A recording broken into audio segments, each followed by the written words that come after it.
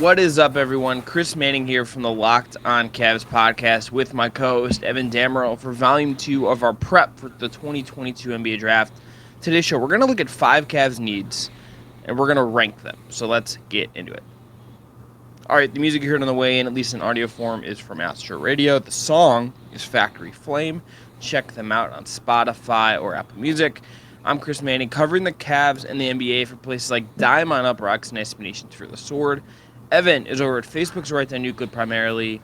Evan, let's lay out some needs. Here are the 5 that I have. First, let me give everyone my card if they want it. Here.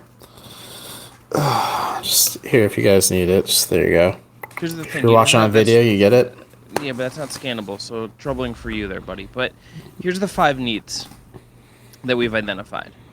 Backup center, backup point guard, a rotation quality wing, shooting, and developmental wing. So there's some caveats here I think we should say. Number one, some of these are going to overlap. So, like, you could say that a rotation wing... Shooting overlaps in almost all of these. Well, not. I think at least 3 of them. Developmental wing, you maybe say, hey, like, this isn't something you necessarily want to use the draft on. Maybe that's, like, something you identify someone in the process, and then maybe you want to sign them to a UDFA or something like that. We'll see how this works out. We'll see if the Cavs use their picks. As a reminder, they currently have 2 second-round picks, and then they have the 14th best odds, the number 1 pick, and all likelihood they're going to be picking 14th in the draft. This conversation very much changes if they end up hopping up into the top of the lottery. Less than 2 weeks to go, baby. You can bet your bottom dollar we will be doing a show the day of the lottery where we examine what they would do if they did hop up into the top end of the draft, because we got to milk that content train, that content cow, whatever it is. But, Evan, I'm going to let you go first. So I want you to – we're going to go through this list, and we're going to just go through them. We don't know how we each other feel about this. Yeah. We sort of have this I think list. I have a little bit of a feel of how you feel about this. I feel like the same. We've been doing this for almost 3 years at this point. I feel like we have an idea of what we do and don't think, how this team functions. Yeah, but I think sometimes, like, in terms of, keep each other guessing. The team building stuff, the backup center with Marissa McNeese, check out that episode if you guys haven't. You and I thought you disagreed with me on it, then you just came in hot and said, like, oh, no, I agree with you at 100%. But in terms of Evan Mobley's development, but so not to cut you off. Yeah, but which one of these do you want to start with? Do you want to start with, like, highest priority or lowest priority? I want you to pick, and then we're going to have to form a list as we go. We're going to have to build this list and, like, negotiate this as we go. Let's talk about shooting. Okay. Because I feel like that's a little bit of overlap just in terms of point, wing, and if you can get a shooting big, like, that is a rare commodity, but if you can get a big who can stretch it a little bit, like, that's big for the Cavs, pun intended, and also actually as well, because they can play a lot of creative sets in that sense. Yeah, I think shooting has to be, like, near the very top here. I think, like, it is certainly like, I would third, but I have my 1 and 2 are like 1A, 1B in a sense. Okay, so I want to say it's either 2 or 3, and I think the way that I define it is, like, I think I would have some concern in terms of, how you would say, is this going to be a one-dimensional shooter? Is this going to be someone that kind of only offers you that one skill? I think, like, and depending on where you draft that player, you'd feel differently about it. Like, he's developed into a really nice NBA player, but, like, there's a reason when the Cavs kind of last time they took sort of a shooter in this, like, a shooter, quote unquote, it was Joe Harris, who was a second round pick, and then it was Dylan Windler, dog. Well, Dylan Windler, I thought of as more of like an actual wing, where Joe Harris was like 6'5", and all he can do is, like, shoot. I think of Joe Harris as just sort of like the prototype of that, because he's actually ended up being good in the NBA, and no offense to Dylan Windler, it hasn't worked out for him. So, like, well, Joe Harris is an interesting case because he was more than damaged when he left Cleveland and went to Orlando. He was almost out of the league and then just bounced back with Brooklyn. Yeah, it was really developed nice in Brooklyn, but it's like that kind of just guy who all the utility he provides on paper, at least as you sort of understand him as he starts to shoot. Windler at least had, like, some of the rebounding stuff and whatever. You could at least say there's a little bit more there, but I think that's a fair point. They haven't. Who's knocking stuff? It's not even you today. Is it who we think it is? Okay. A little rascal. But he's knocking remotes off the table. It's his new thing. So I said, Finnegan, I swear to God, if you knock my PS5 controller off the table, I'm going to have a new hat that looks just like you. Stared me down dead ass and just slid it off the table. So wild boy. So I would say you look at this draft and you would say, actually, I'm gonna cut that a little bit out because I just think it'll be less professional. I'm gonna just put a little clip. So I think you look at shooting, and I think the part of it that I think is the most interesting about it is that I don't know. I think if you drafted something that is like pure, like just purely for the shooting value, I would be more comfortable with that. With I think the second round pick, maybe I like agree with either that. I think because that's a like fair assessment. It just 14, it's just like you gotta. it's I think you gotta swing for something more than just that. yeah, I think at 14 you're really looking at granted this is a developmental prospect because you are hoping this becomes like a meaningful player, but it's hit or miss at that point in the draft. Like you don't need to have high expectations with the 14th overall pick, but like this is a player that the Cavs want to invest their time, energy, and resources in to make a rotational piece long term. Like I believe Corey Kispert was taken around that range by the Wizards. He hardly played for Washington this season, just mostly out of the situation there and everything else, just because they have an overabundance of players ahead of him that are just better right now. So I think about that, but yeah, if you're at 14, you're taking a wing that can provide you a little bit more than just shooting, or you're hard looking at like a backup point guard for Darius Garland, where you bring in a veteran to really spell this rookie that you're drafting to back up Garland, but also just to kind of serve as the primary backup as you season this rookie, so he can be comfortable taking over as like your pseudo six man off the bench.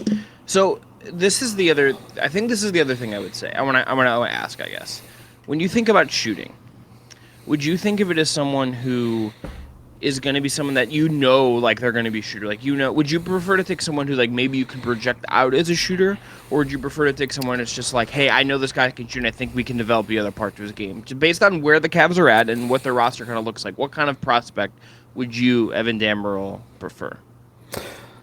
So that's a little bit of a tricky question. So if you're picking the second round, I think you might get more of a one-dimensional player at that point, Yeah, where like yeah. you're saying like, hey, this kid can shoot it. Like he has shown the propensity to shoot threes at the college level. His free throw rate is accurate because again, if you listen earlier in this week, like I think it's a smart analysis that if a player is a good free throw shooter, they have the ability to become a good shooter in general because the mechanics are solid.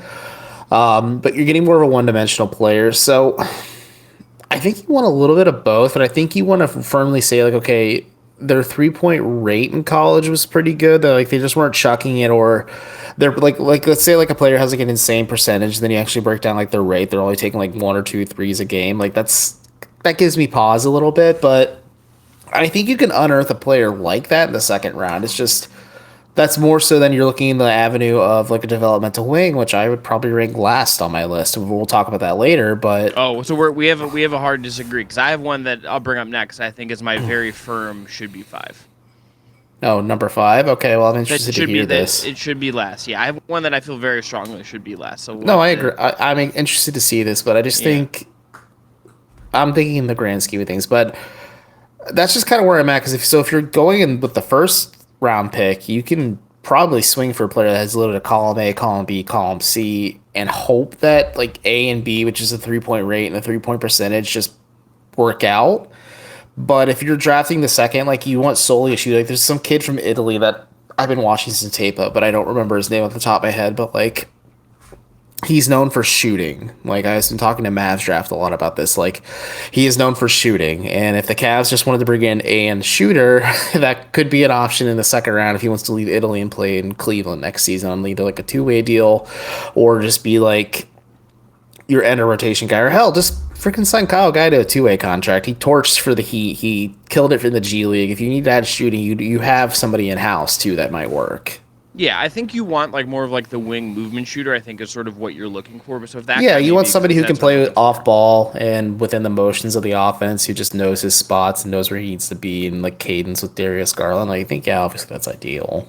Yeah. All right. We're gonna take a break. Come back. I'll give my one after the break that I feel very strongly is the least important of these draft needs. But Evan, you're first going to tell everyone about or I'm actually first going to tell everyone about our friends at Built Bar. Built Bar is the best tasting protein bar out there on the market, and they're going to help you stick to your New Year's resolutions as we get deeper and deeper into 2022. It's freaking May. It's wild. Built Bars are covered in 100% real chocolate. Yes, 100% real chocolate, including their puffs, and they have great flavors: coconut, mint brownie, coconut almond, peanut butter brownie, and more. They're all about the taste first and foremost. They're going to make it taste delicious first and then figure out how to make it healthy. And I don't know how they do it, but they pull it off every time. And go to Built.com and check out their macros chart. They are phenomenal macros. Most of them have 130 calories, 4 grams of sugar, only 4 grams of net carbs, and 17 grams of protein. High protein, low cal, high fiber, low carb protein bars. Go to Built.com, use the promo code LOCKED15, and get 15% off your order. Again, that promo code is LOCKED15 for 15% off at Built.com. Go stock up today. All right, we're back here on Locked On Cavs. I'm Chris. That's Evan. Thanks for making Locked On Cavs your first listen every day. Now, make sure to go check out the Locked On NBA Big Board podcast. Host Rafael Barlow from Mia Draft Junkies and author of the NBA Big Board newsletter is joined by Richard Stamen, Sam Ferris, and Leif Thulin, giving fans an in-depth look into the NBA draft with mock drafts, player rankings, and, of course, Big Boards. It's free and available wherever you get your podcasts. Okay, so the only one we've talked about so far is shooting.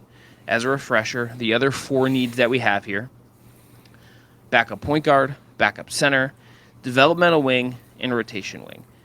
So let's just say shooting right now it's obviously the only one. So this is the one I feel is very strongly last, and where I would put below this in our pecking order. That's backup center.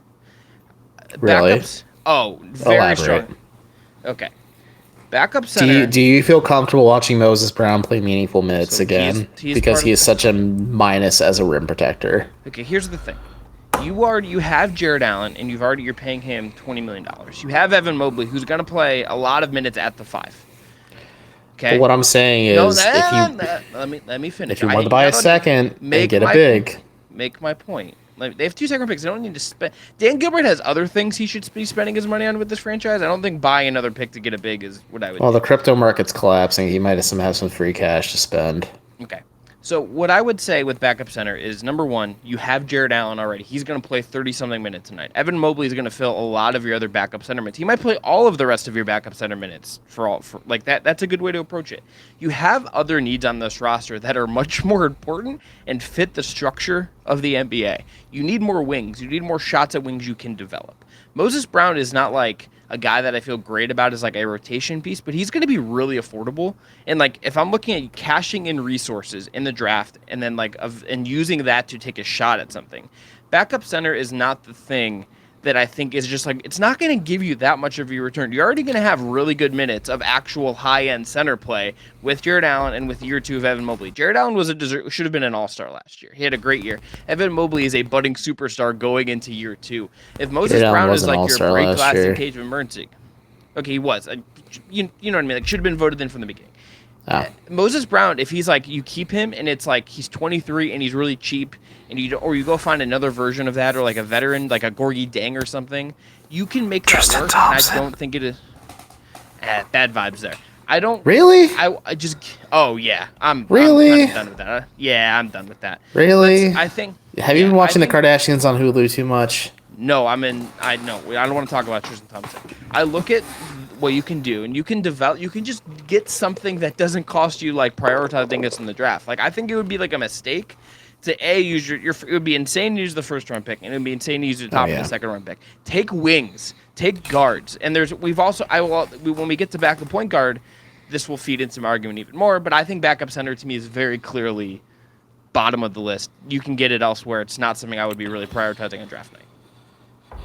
Okay, you're making a compelling argument there. Just my counterpoint to that is Cleveland already has. So when you say developmental wing, you think you're just going to stash them with the charge? Yes. Okay, then we're in agreement on that a little bit. I just think if you were able to get a serviceable big man who is either like a junior or senior in college, but has some seasoning on him, who you can kind of just keep as like the player who played like that Ed Davis, Taco Fall at sometimes, even Moses Brown role, we're like, okay, this player can actually maybe give us a little bit more, and he might be worth maybe devoting some more time, energy, and resources with, because we have plenty of tangible tape on Moses Brown. We obviously have a lot of tape on Taco Fall because he's a mascot. We have a lot of tape on Ed Davis because he's a career guy, and like, if you brought him back for the vibes, it's fine, whatever. But I agree with you that going into next season, your approach to be Jared Allen plays 32 minutes a night just at center. You have Evan Mobley soak up the remaining 16 minutes, and then you take 16 minutes there, and maybe you play him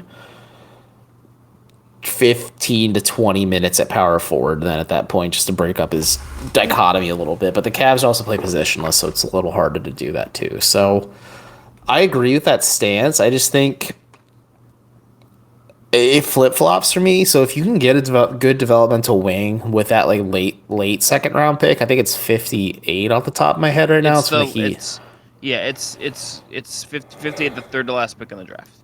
Okay, so if you take that one and you grab like a developmental big man or wing, that's fine. I don't care. Like, but at the same time, I'm just like Jared Allen can have some injury issues sometimes. Sometimes like it's just like this team just dealt with freak injuries last year, and I think if you just have a little bit of extra depth to bolster things, so you're not scrambling to sign and big man, that works. But I don't know. Maybe like you said, you try and find a more like serviceable option in free agency. And I think there's a lot more quality bigs than there are like points and obviously wings in free agency this year. So like the Cavs could have some options there, but that's just kind of where I'm at. I think I could flip flop either answer just on what I have lower. So the way I view it is like my top two are here. Shooting is like firmly in the middle here, and then like the bottom two are wings and bigs, like on the other end of the spectrum. Where I'm just like, yeah, like that'd be nice to have a developmental wing or like a serviceable backup big, but like that's not my top priority right now. My top priority is an actual wing, a backup point guard, and then shooting. Okay, now you're just spoiling. I'm not revealing my list. I'm still going through the motions. I need to figure out what I firmly want at one. That's what we're having this discussion for.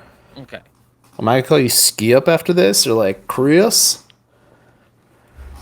I'm gonna sue you like Jerry West is gonna take this to the Supreme Court over winning. I can't wait for you to post your immaculate drip photos with your Jordans and your chain from Lil Wayne. You're sitting like a swole Dobby the elf. It's Vans and like dad hats for me. Okay. So backup center, can we agree at least that backup center is below shooting?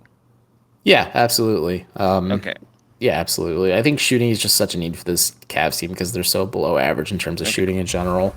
Like they have the shooters on their roster, but you need more. Just the way that's the way this league works. You need more than just what you have right now if you're Cleveland. Yeah, you don't need more centers. Small point. Okay, let's talk about developmental wing next because I think this is why I have this above backup center. You have to, I think, as you continue to go forward, and if you're looking to the future of when your roster is going to get more expensive and you're going to need to like keep developing things and develop your depth, wing is going to be so important for that, and they still like just don't have enough wings. So I think finding someone, especially if they can like not get the type of wing that I just think to get a different kind of wing than the kind of wing they've got the last couple years. Like stop getting RJ Nembhard, who's like fine, but like give me wings who can like do a little more, have a little. You don't have to force shot into development. Like if you can find that guy second round, or even just like someone like a Wendell Moore type who's like still developmental but maybe a little more seasoned in some ways and maybe like fits kind of what the NBA is to some degree. Shooting. That's the kind of thing where I'm saying this would provide this team with I think just clearly more value and like help the rotation actually like have some depth to it than this. Like it's like the Grizzlies, like if you look at like their path is like hitting a bunch of draft picks. Yes, they took Xavier Tillman. Look at how many wings they've drafted. Look at how they've prioritized just having like lots of wings. They got Clark and Tillman and JJB, but like every other thing they've done is basically like guys that are wings, basically. And I think that is the way you kind of want to do it. And I just like the Cavs wing situation is just so blah that I think I go developmental wing is like kind of like a 3. If it's like 3, if it's like a 3A to the 3 of shooting, like it is right. They're kind of those kind of go hand in hand to me in a lot of ways. I'm willing to put it at 4 because I think we have the same top 2. I would think it seems like that's where.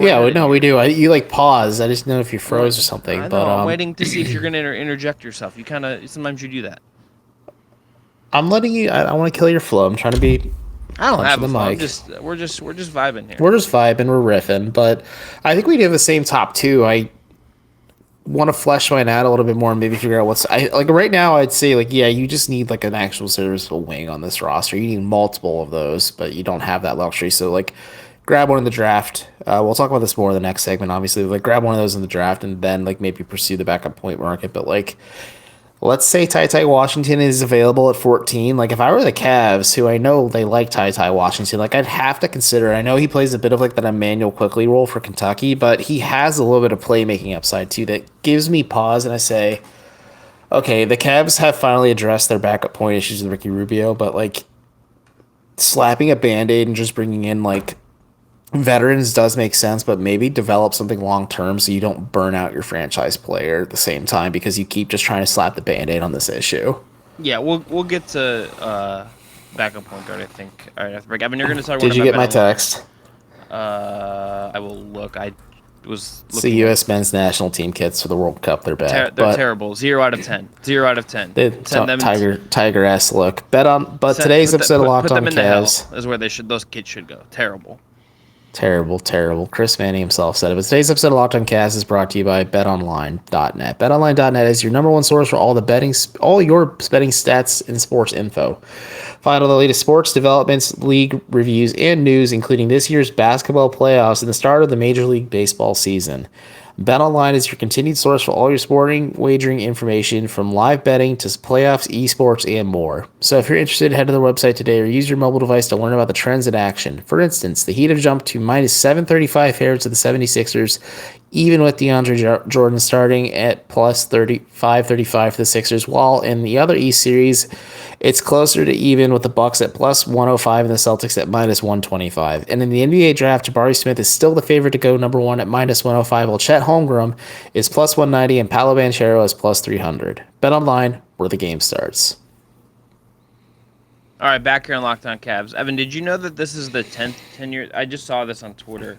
This is the 10-year anniversary of the time that LeBron James told Gilbert Arenas at the free throw line, if you miss this, you know who's going to make it.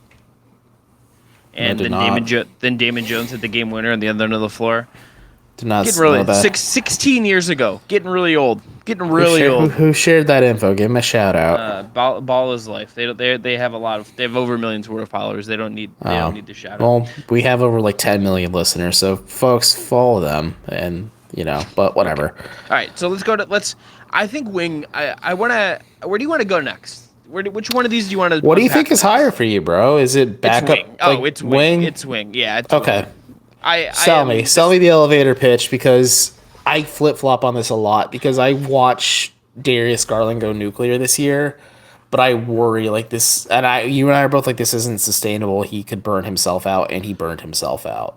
Yeah, for sure. But I think, number one, you're hoping next year that, depending on what happens with Colin Sexton, he's back, he's going to provide some semblance of support for Darius in this way. You would hope a more acclimated Karis LeVert is going to provide some of that in this way. Are you drinking Baja Blast right now?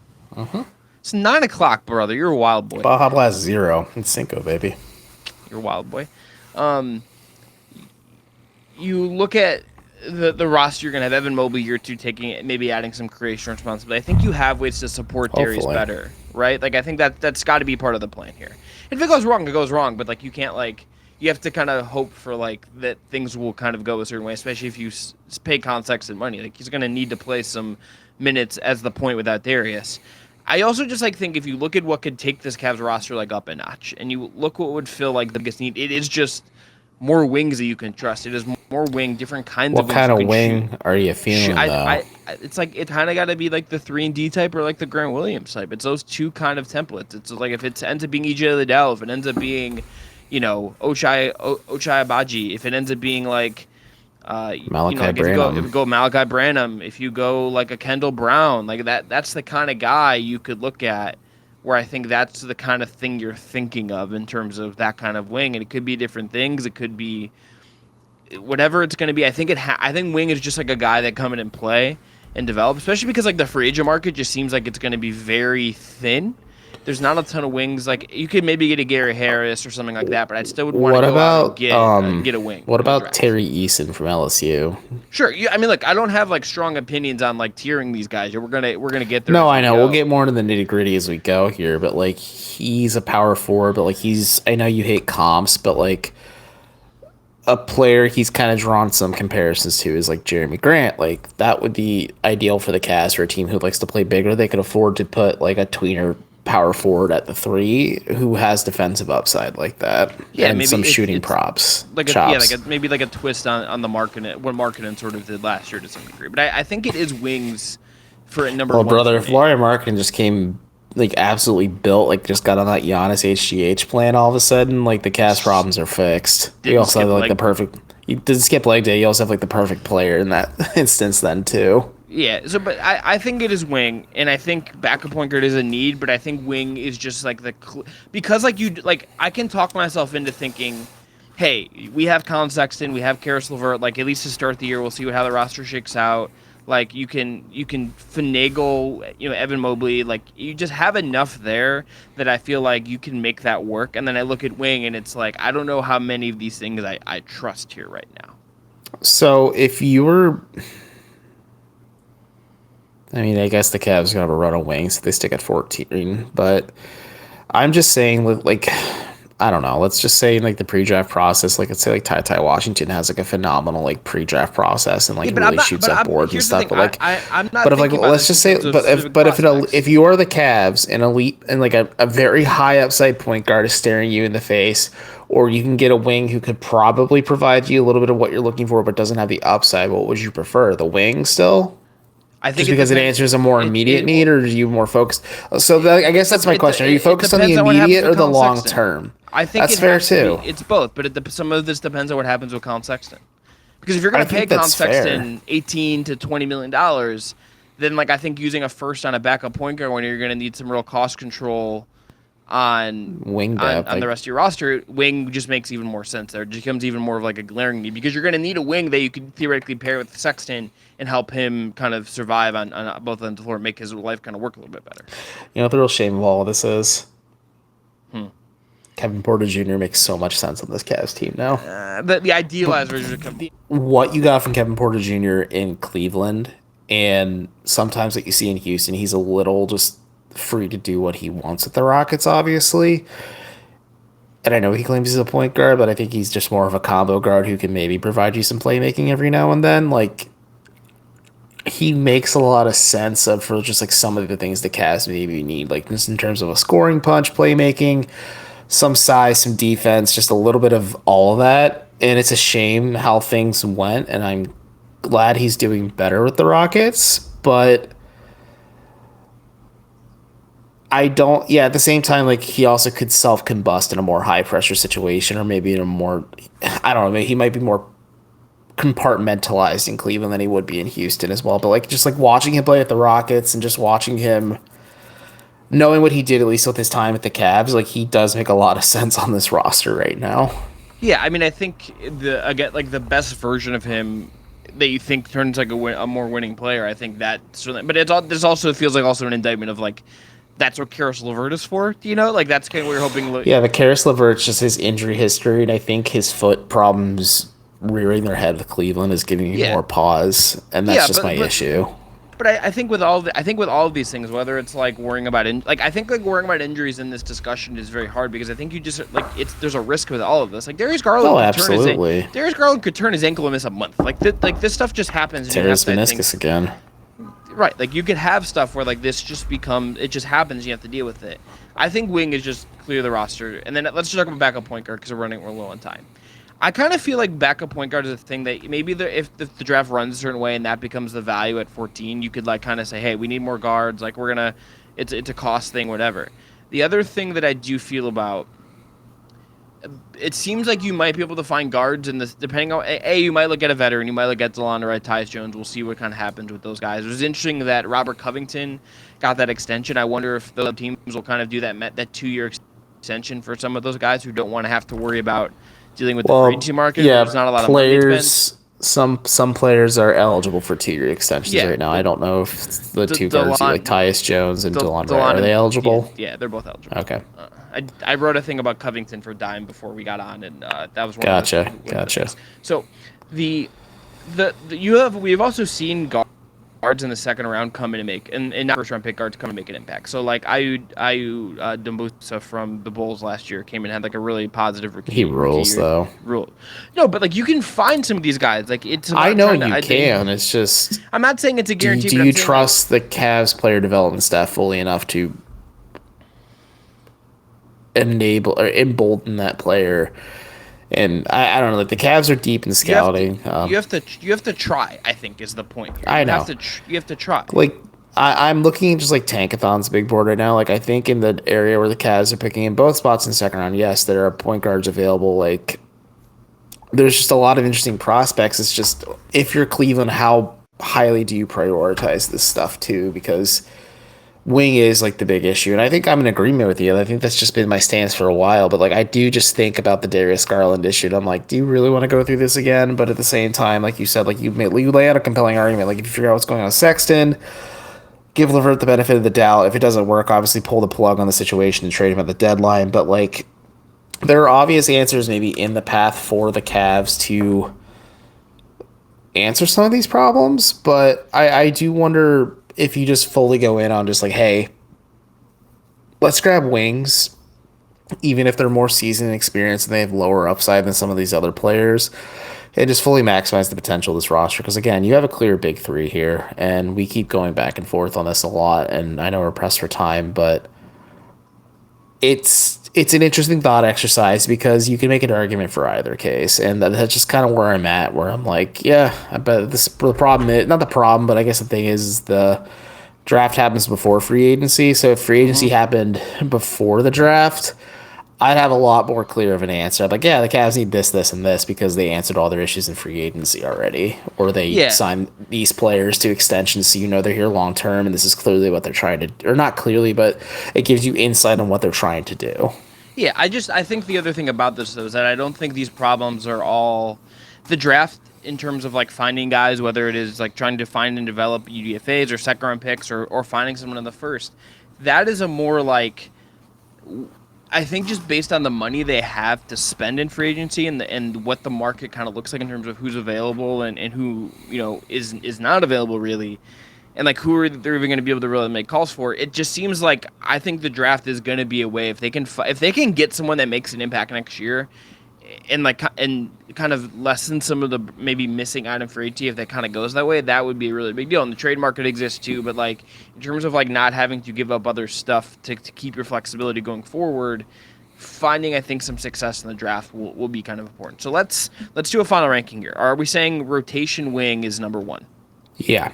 Okay. Are we going backup point guard number 2? Correct. Okay. Are we going shooting 3? Yes. And then we're going developmental wing 4? Yeah. Do you feel? Is that the one you feel least?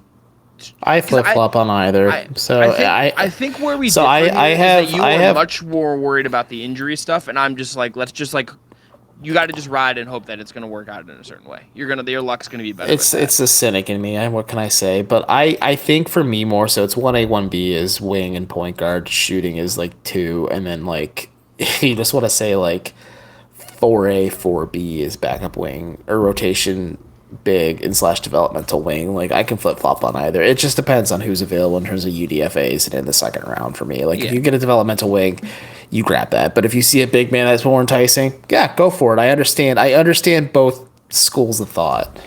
Yeah, it just seems like the wing would be huge. So this is at my tiers in terms of how this works. Rotation wing is in its own tier. Backup point guard, yeah. Oh, it's like wing, big glaring lights, wing. Backup point is in its own in 2. Shooting and developmental wing, then I have paired, and then backup center is like in the cellar locked away, and I'm not thinking about it.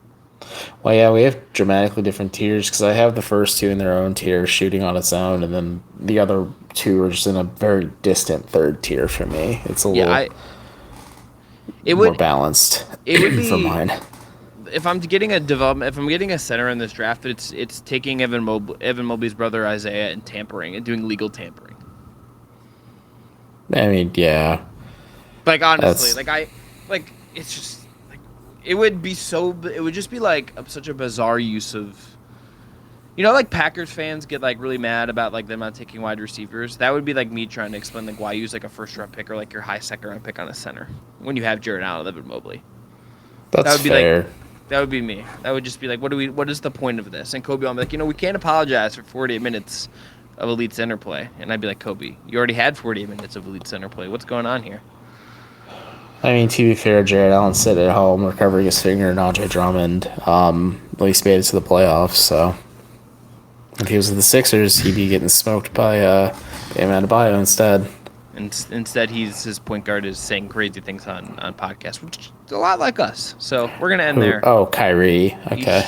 Did you see the clip from Thursday? I've been pretty offline today. I will sit into. I've been working. I had to do some. I'm going to Toledo this week. It's my brother's graduating college. I have to do some stuff around the house. So I've been more focused on that and like just getting work done. So I've been unplugged from the social media sphere. I saw this despite working for a social media giant. So I saw the Kyrie thing and I saw the kits and I was like, I'm good. Don't need to think about the internet. I saw the kits and I was just like, ugh, that's gross. I thought James Harden said something outlandish. I was just like, give me the kits that the U.S. men's national team should have in perpetuity is the bomb pop kits, and that's all. They literally look like the bomb pop. If you know, you know. Go get them. Man, Nike just like strikes out left and right in terms of uniform designs. They're bad at it. Okay, that's gonna be. They have a lot more misses than they do hits. Chris is right there, bad at it.